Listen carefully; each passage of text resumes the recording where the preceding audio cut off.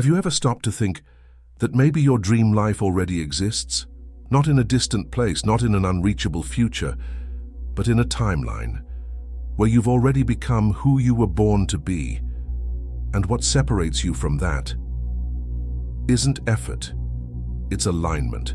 What no one ever told you is that you're connected to multiple versions of yourself, some that have conquered fear, others that still live in scarcity, all vibrating around you, just waiting for a single gesture from you to collapse into your experience. And that gesture has nothing to do with wanting. It has everything to do with who you choose to be now. In this video, you're going to discover that the universe doesn't respond to your requests. It responds to your vibration. You'll understand why you feel certain premonitions, why some doors close, even when everything seemed right, and how your future self is already trying to communicate with you through intuition, subtle signs, and a strange longing for something you haven't lived yet. We are going to talk about what quantum physics calls entanglement, and how this isn't just science, but a real path to spiritual jumping. You'll learn how to disconnect from the self that has already died, and finally access that silent point, where no identity limits you, the void, the space where everything is possible and where your true jump begins. And if you feel that it's long past time to stop repeating what hurts, and finally start living what's calling you, stay with me until the end. This content was created to guide you step by step through the most powerful journey you can ever take, to leap out of yourself into your highest self. Oh, and if this already stirred something inside you, take a moment to subscribe to the channel and turn on the bell, because this journey is just beginning. Let's begin by understanding what is entanglement in real life, the invisible link between you and your multiple selves. There's something curious that few people realize. You've never been alone inside yourself. There are versions of you that never came into this physical plane, but vibrate very close. Some are calmer, others are bolder, and all of them in some way are still connected to you through an invisible network. Like a WhatsApp group where only you can hear the voice messages. This phenomenon isn't just spiritual, it's quantum. It's called quantum entanglement. And even though it sounds technical, it happens every day. When you feel an unexplained gut feeling, when you make a decision that defies logic, when an idea appears out of nowhere, as if it was sent by someone, but that someone is you, from another space-time. Imagine that there are multiple parallel realities, all being influenced by you, and all influencing you in return. It's like being inside a hall of mirrors, but each reflection represents a different choice you haven't made yet, or maybe one you already made, but forgot. On an ordinary morning, while brushing his teeth, he had a sudden insight, a strange inner urge to say no to an invitation. Nothing seemed wrong, but the body knew. Minutes later, he discovered that path would have led him into a draining project that would steal his energy for months. What saved him? A whisper from his future self. That is entanglement. The truth is, every emotion you hold, every repeated behavior, creates space for a parallel self to take the lead. With every choice, you send a silent invitation to the universe. Bring this version closer. And the quantum field always responds, not to what you ask, but to what you unconsciously vibrate. When you repeat the scarcity pattern, you're replying in the group chat of the lacking self. When you act with confidence, even if fear is shouting inside, you're signing the message of the abundant self. It doesn't matter what you say. It matters who you're being, energetically. This may sound metaphysical, but even physicists now admit that matter only behaves consistently when it's being observed. Before that, everything is probability, and if everything is probability, then so are all your selves. And the curious thing is, they seem to know it. A good example is when you feel nostalgia for something you've never lived. That's not lack. It's a vibrational memory of a reality where it already happened. Your energy field is entangled with other timelines. Some versions of you have already lived what you're still dreaming about. That's where the beauty of it all comes in. You don't need to create your dream life. You just need to tune into the version of you that's already living it. How? By changing your vibrational frequency. What you feel, how you move, what you believe is possible. These are the antennas that pick up that version's signal. It's like tuning an old radio. You turn the knob slowly, hear the static, lose the signal, and suddenly, click, you find a song you forgot you loved. The same happens with your selves scattered throughout the quantum field. They haven't gone anywhere. They're just out of sync. Some days your body feels lighter. Your breath adjusts on its own and everything seems aligned. That's no coincidence. That's the observer effect happening inside your awareness. You're aligning with a version of yourself that's clearer, more lucid, more present. And when that happens, life responds. Small coincidences, synchronicities, people showing up at the perfect time. You're not manifesting from scratch. You're remembering who you already were, before fear, before hurry, before guilt. And if you allow yourself to follow this flow, you'll discover what happens at the next level of this entanglement. And now let's understand something deeply fundamental. Superposition applied to life. You are many people until you choose to be one. The human mind is an open window to multiple versions of the same person. It's as if you're living with several mental apps open at the same time, each one carrying an identity, a story, an emotional frequency. Some days, the confident app is right there, shining. But all it takes is one sharp comment and poof, the insecurity app opens. None of them are more real than the other. What changes is which one you activate. In quantum physics, this is called superposition. The electron is neither a particle nor a wave. It's both until you observe it. And with you, the same thing happens. You are the brave and the fearful, the generous and the self-saboteur, the leader and the one who hides.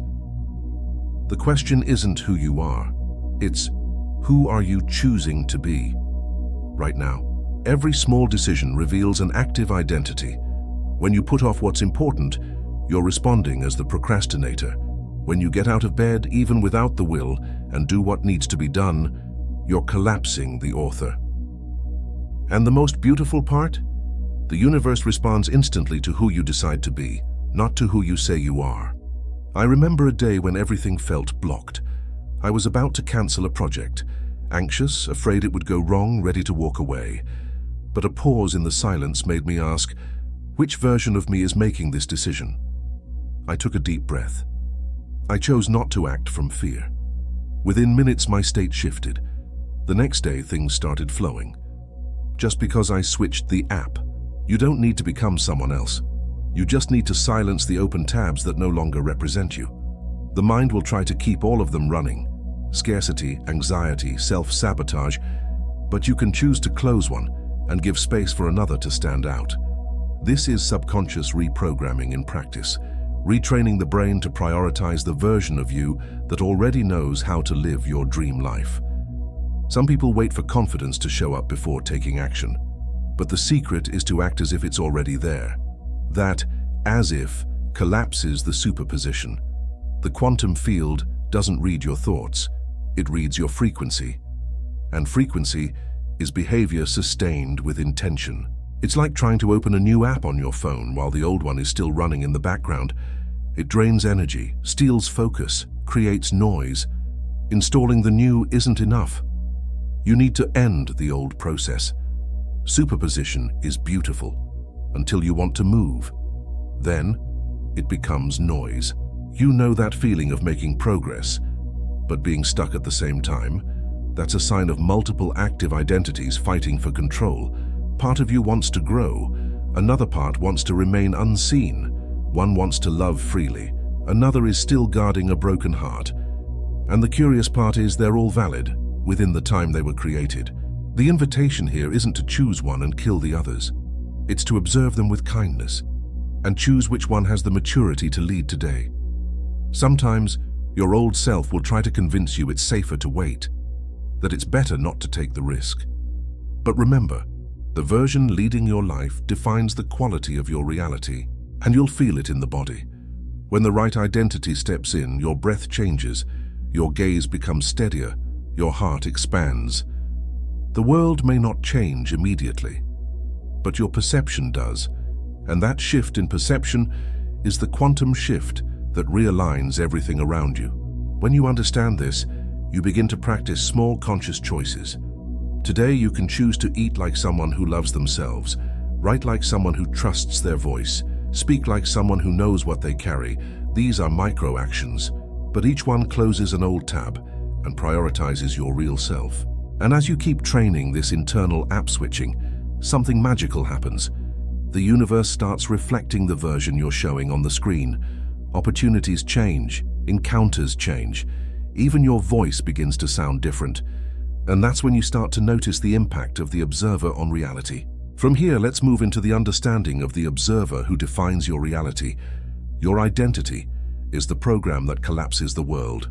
There's a physics experiment called the double slit that changed everything we thought we knew about reality. When no one observes, light behaves like a wave. Everything is possibility. But the moment someone observes, it becomes a particle. In other words, reality collapses based on who is observing. Now think, who's observing your life? This is where science and spirituality shake hands. Because in your daily life, this is exactly what happens. You might be living in a neutral external scenario, but depending on who is observing from within, the healed self or the wounded self, the experience completely changes. The lens is not in the world, it's in you. Some days nothing has changed, but everything feels lighter. The traffic is the same, the people are the same, but your vibration is not.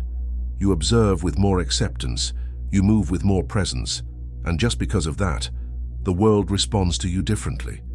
Not because it changed, but because you stopped trying to control it and chose to observe with awareness.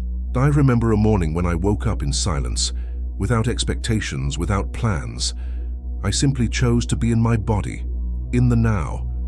I received an unexpected call with a proposal I had been trying to force for weeks, with no success. It happened on the day I stopped pushing the world and changed who was observing from within. The offer came effortlessly. You don't create reality just through desire. You create through state.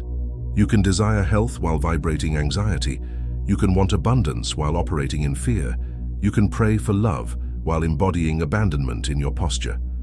The quantum field doesn't respond to your requests. It responds to your energetic signature, and that signature is determined by who's behind the eyes. Observe your breath right now. It says a lot about who's in there. If it's short, rushed, disconnected, chances are the observer is a version of you in defense mode. But if it's stable, deep, conscious, then maybe your future self is closer than you think, because the body always reveals who's holding the reins. Identity is a program, a filter, a bundle of beliefs, memories, and habits you've learned to call me. But if you start changing the filter, the image shifts. External reality collapses in response to the who that is present, not the what you want to happen. That's why so many manifestation techniques fail, because people keep asking for new things from the same old place. They're praying for miracles with the voice of fear. They're visualizing dreams with the eyes of someone who already gave up. And the universe, like a mirror, can only reflect the observer you're being right now. Here's a sincere question. Who is observing your life today? Is it the wounded child trying to prove they're worthy of love? The frustrated adult, afraid of failing again? Or is it that version of you who already knows they are enough, even without applause? Because the observer defines everything. Frequency, perception, direction. You can apply this to any area. In love, for instance, you attract the kind of relationship your internal observer believes you deserve. In work, you collapse opportunities based on the identity that emanates when you walk into a room. It's not magic. It's vibrational alignment with the reality that resonates with your who. And it's not about pretending to be someone else. It's about silencing the old characters that no longer serve. Sometimes, the wounded self just needs to be heard, so it can stop screaming. And when the silence settles in, the field responds with clarity. The answer isn't out there. It's in the moment you ask sincerely, who is observing right now? And that question, if asked in truth, opens a space, a void, a reset, because when the old observer loses strength, the new one begins to see, and it is in that very instant that reality, like a patient wave, decides to become a particle and bend before you. Now let's understand emotional entanglement, how your memories keep you tied to a self that has already died. You know those memories you think you've already healed, but your body still reacts to them like it happened yesterday? Exactly. They're not just memories, they're quantum links. Every emotion you experience creates a vibrational field, and that field remains open, like a live energy cable, pulling you back into the identity that created it, even if that identity has already died.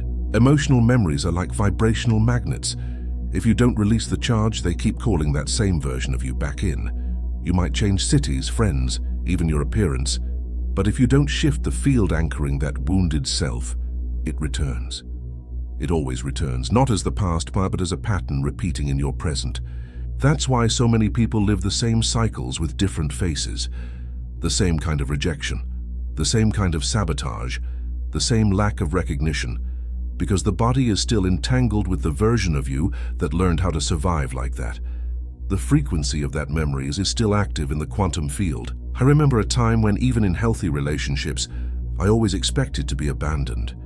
Everything would go well, until I started pulling away.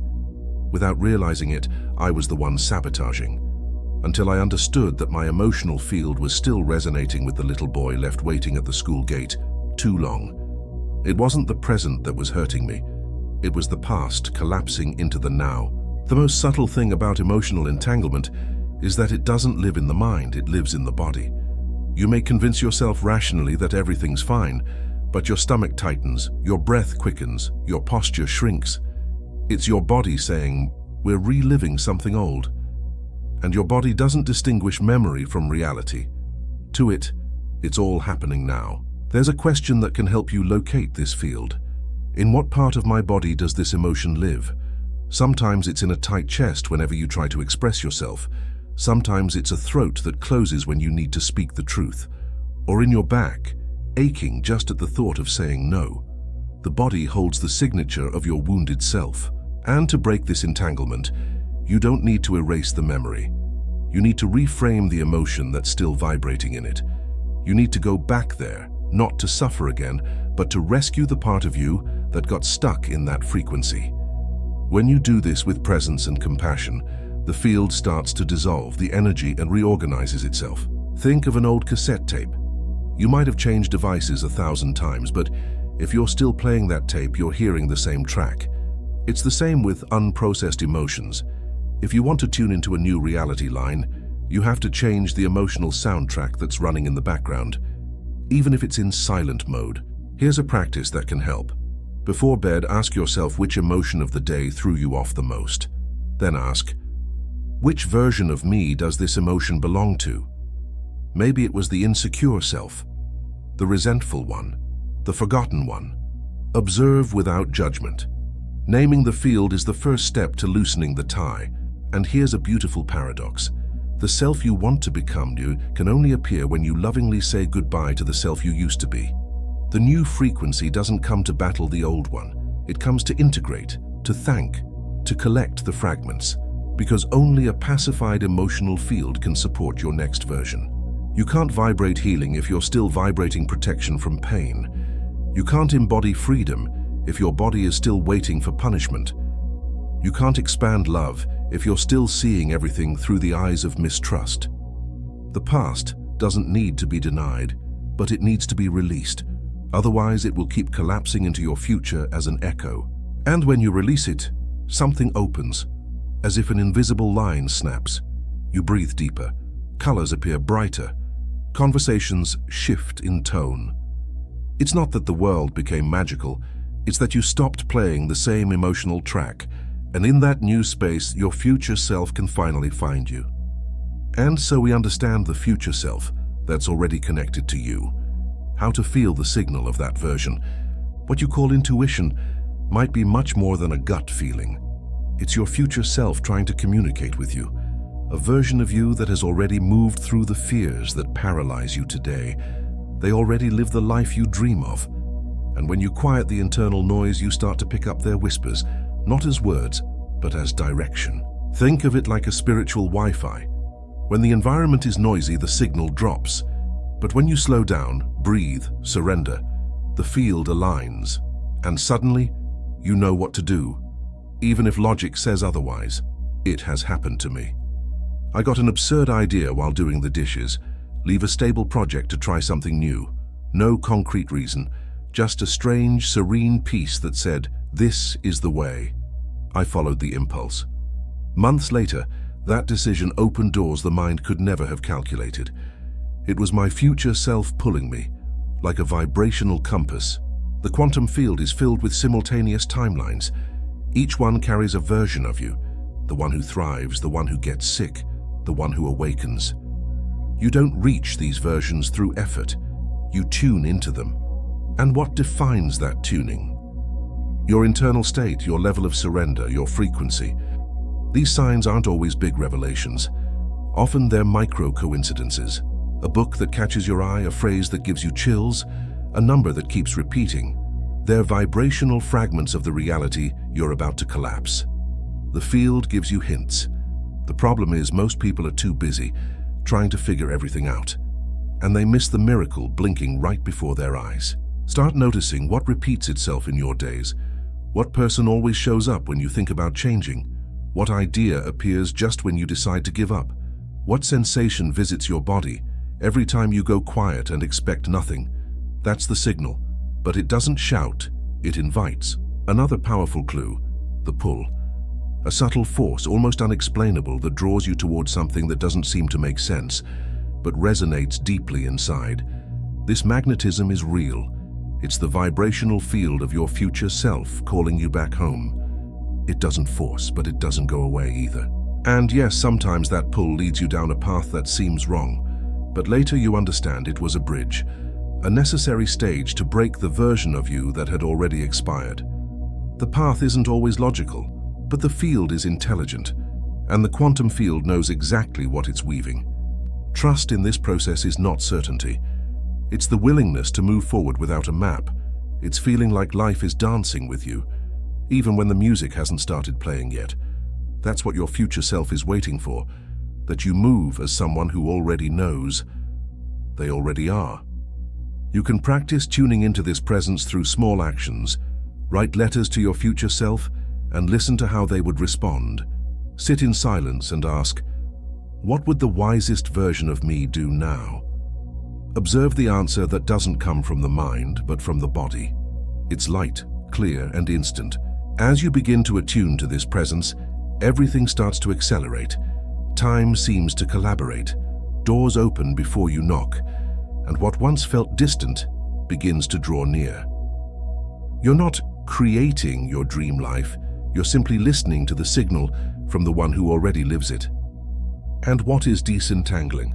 The process of releasing the line of the old version? Making a quantum jump is only half the journey. The other half is staying in the jump. Many people access a new version of themselves, feel the expansion, the lightness, the clarity, and then return to the old cycle. Why? Because the old field still tries to pull you back. It's like switching radio stations, but still hearing static from the previous frequency. That static comes in the form of familiar thoughts, known sensations, habits that seemed buried. The old self doesn't want to sabotage you. It was simply trained to survive. And when it realizes you're leaving, it reacts, not out of malice, but instinct. There was a moment when I felt completely new. I had made deep internal changes, and everything was flowing. Until suddenly, I started to doubt everything. Old emotional patterns returned like silent ghosts. I realized the old field was trying to reconnect me. At that moment, the secret is not to fight. It's to observe with awareness and say, I see you, but I no longer need to follow you. The old emotional field feeds on repetition. If you stop responding the way you used to, it weakens. Here's a practical tip. Change the way you walk, speak, and move. Your body is programmed to carry the old you in your shoulders, gestures, and silences. When you change the body, the field reorients itself. Stand tall. Take firmer steps. Let your gaze stop seeking approval. That alone sends a signal. The frequency has changed. Pay special attention to your internal language. Phrases like, I've always been this way, this never works out for me, I don't know how to handle this, are vibrational contracts. They keep alive the connection to the version you're trying to release. Replace them with affirmations aligned with the new field. This is new to me, but I'm learning to hold it. If the old field returns, embrace it, but don't identify with it. It's normal to miss what's familiar, even when that familiar is pain. But nostalgia isn't an invitation to go back. It's just the body trying to make sense of the void left by the version that's gone. And it's in that void that the new begins to bloom. You can practice disentangling by observing your triggers. What activates that old self? Is it a place, a person, a certain type of conversation? Notice without judgment. Then consciously choose not to respond the same way. Remember, the old version of you cannot come with you into the new reality. It doesn't speak the language of your future. It doesn't understand the codes of abundance, lightness, surrender. It's an expert in survival, not expansion. And that's okay. You can thank it and move on. The process might hurt a bit, like taking off a heavy coat you've worn for years. It kept you warm, protected, shaped. But now, it's hot. And carrying the old no longer makes sense. The clearest sign that you're disentangling is when you begin to realize the world is already different, but your mind still tries to operate by the old rules. In that moment, pause, breathe, and remind your body, we're in another station now. The static will fade, and the new song is already playing. And now learn how to access the void, the place where no identity limits you. Before any thought, there is a space. Before I am this or that, there is only silent presence. This space is what the ancients called the void, the fertile emptiness. It's not absence, it's pure potential. It's the field before form. Most people run from the void because it feels frightening. It's the place where no identity can hold. It's the point where you are no longer the wounded, nor the healed, not the strong, nor the weak. You simply are. The void is like absolute black on the screen of the mind, the dark background before a new creation is born. It's that moment between the exhale and the next inhale. It's when the ego loses its words and the soul begins to listen. There, reality hasn't yet been collapsed. I remember an experience like that. I was sitting in silence, no intention, no rush. Suddenly a warm wave rose up my spine. Time seemed to stop, the body vanished, and I was simply aware of being, nothing more. There was no thought, no desire, just a silence so alive it seemed to breathe on its own. There was no fear, because there was no one there to feel afraid. And in that suspension, something reset, as if the system had returned to its original mode. That's why the void is called a vibrational reset button. It zeroes out old frequencies, deletes corrupted files, uninstalls outdated identities, and prepares the field to install the new you. Accessing this space requires surrender. You don't reach the void by trying. You don't force silence, you allow it to come, like someone surrendering to the ocean and stopping the swim. Only then does the body sink and the field reveals itself. You can practice this with a simple exercise. Sit, close your eyes, breathe. Each time a thought appears, simply say, "This too is passing," and wait for the space between one thought and the next. In that space, something begins to appear, a presence that isn't yours but also is. It wants nothing from you. It asks no effort. It simply observes. And in that act of observing, it reminds you of what you've always been. Pure consciousness, before any name. The void isn't the end of the journey. It's the womb of the leap. There all timelines are available. It's where you can let go of who you thought you were, to more clearly choose who you want to become. It's the nothing, where everything prepares to be born. And when you return from that place, something in you has shifted. Urgency no longer has as much power, fear has lost its volume, identity no longer fits you so tightly, and in that suspended state, the leap becomes inevitable. And this is the moment we understand real quantum jumping and how to feel the timeline shift internally. Don't expect fireworks. A real quantum jump happens in such deep silence that if you're not fully present, you might think nothing changed, but it did. You breathe differently. The body moves with more purpose, and the thoughts, they no longer sound the same. Sometimes the first sign is physical, a soft tingling in the hands or legs with no apparent reason, a wave of heat in the chest, not coming from outside.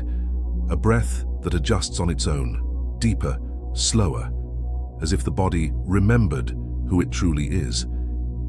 These are access codes, signs of a frequency shift. I've lived this more than once. One of them happened after a simple yet bold decision, something I had been postponing for months. That morning I said yes to something my old self would have never dared. In that moment, I felt an expansion in my body, and I knew the timeline had shifted. It's as if an invisible line had been crossed. Nothing around looked different, but I was. The way I saw the world was no longer the same, and the strangest part, things that used to hold me back lost their power in seconds.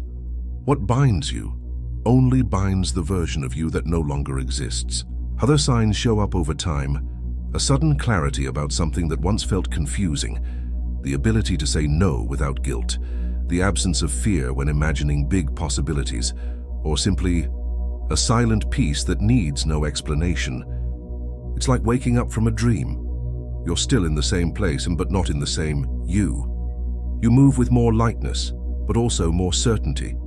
You perceive the world around you, but you're no longer subject to it. You lead with your heart. The jump doesn't depend on external change. In fact, it usually happens before reality catches up. You decide who you are, and reality starts to follow that identity. This gap between the internal leap and external update is magical and also challenging. It's where faith meets vibrational alignment. A good way to know if you've already jumped: notice how you react to what used to irritate you. Notice your language when you talk about yourself. Notice the kind of people who start showing up. All of this echoes the new timeline you've begun to inhabit. Another powerful practice is writing a letter from your old self, saying goodbye to you. Let that version speak. Let it say everything it feels. And then read it as someone who honors what was, but has already chosen what will be. That ritual seals the jump. Remember, you don't jump when the world changes. You jump when the one perceiving the world changes. The leap is an internal dance between intention, surrender, and identity. And when it happens, even silence changes color. You feel it, and that's enough. And perhaps the greatest sign of all is when you look back and say, I don't know exactly what happened, but I know I'll never be the same again. That's when you begin to pitch your tent on top of the new mountain. And finally, we arrive at reintegration, the process of how to become stable in the new reality line. Making the jump is just the beginning. The most subtle and often the hardest part is staying in the new timeline, because the outside world is still updating its perception of you. It's like when you install a new system on your phone. You restart but still have to wait for the apps to adjust. That delay is what we call reality lag. Reality takes a few days or weeks to reflect your new internal state. And in that gap, doubt may show up. The old field might try to pull you back, but not because you did anything wrong. It's because now is the time to consolidate.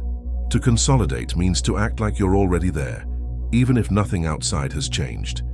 It's sustaining the frequency in the face of old echoes.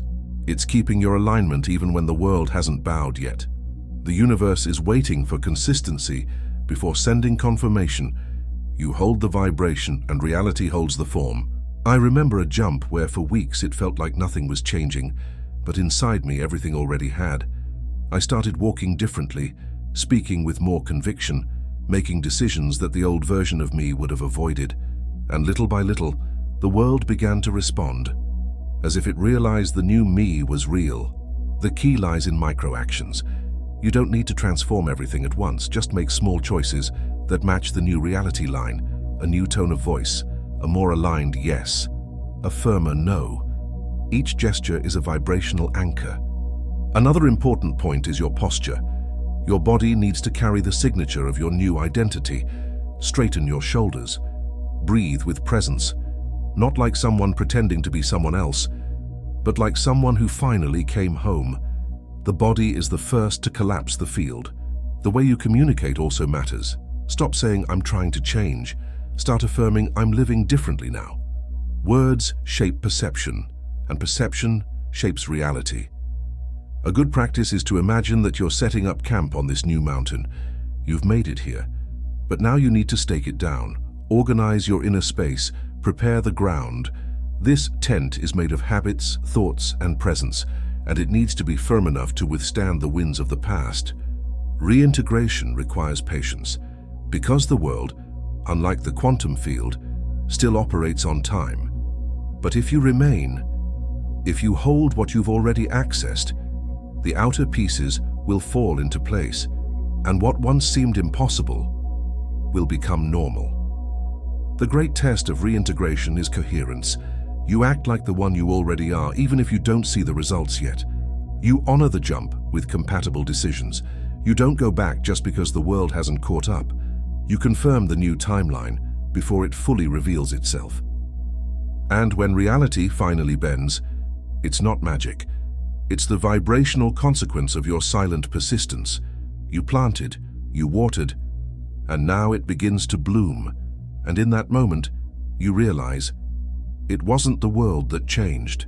It was you, holding your ground. And now that you've walked through every layer of this journey, tell me honestly, what part of your life is still being collapsed by the old you? What emotion are you still repeating, as if you had no choice? And what if today you let it go? What old pattern no longer makes sense, but you still hold on to it out of habit, fear, or memory? And what if, just for today, you simply observed without reacting? What if, just for today, you chose the frequency of what you want to live instead of what once hurt you? Tell me in the comments, what was the deepest insight this video brought you? At what moment did you feel the field calling you to see from a new place? What practice will you start today to support your new identity? Your sharing might be the vibrational mirror another soul needed to find right now. So write, leave your frequency here below. This space is more than a comment section. It's field, it's exchange, it's activation. And if this content touched something deep inside you, if it awakened clarity, peace, or even that silence that holds you from within, like this video, subscribe to the channel, and turn on notifications so you can keep learning to manifest not just with your mind, but with the field, with your body, and with the identity you choose to embody.